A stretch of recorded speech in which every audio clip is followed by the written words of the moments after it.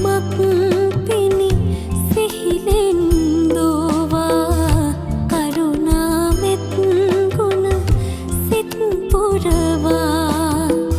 ලෝතුරු අමදහරේ ගිලිලා